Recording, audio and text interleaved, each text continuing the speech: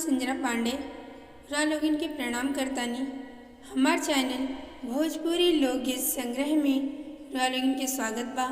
हमार गीत अच्छा लगे तो हमार चैनल के रा लोगिन लाइक करी, सब्सक्राइब करी और अधिक से अधिक शेयर करी ताकि हम कोनो भी वीडियो डालें तो सबसे पहले नोटिफिकेशन रा लोगिन के मिले। अब रा लोगिन हमार गीत सुनी, कमेंट करके बताएं कि गीत कैसा लगे। आंगने में बधैया बाजे, आंगने में बधैया बाजे, गोकुल भवन में बधैया बाजे, सहनैया बाजे, बधैया बाजे, सहनैया बाजे।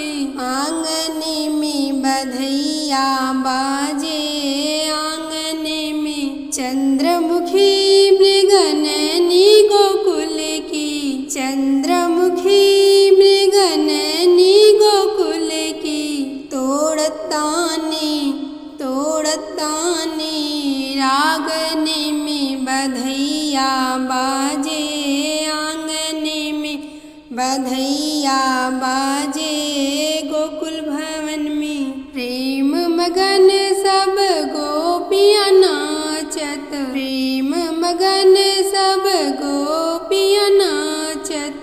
नूपुर बांधे, नूपुर बांधे, पायने में बधैया बाजे, आंगने में बधैया बाजे, गोकुल भवन में। न्योछावर श्री कृष्ण ललाजू, न्योछावर श्री कृष्ण ललाजू। नहीं सकुचत को, नहीं सकुचत को, मांगने में बधैया बाजे, आंगने में बधैया बाजे, गोकुल भवन में।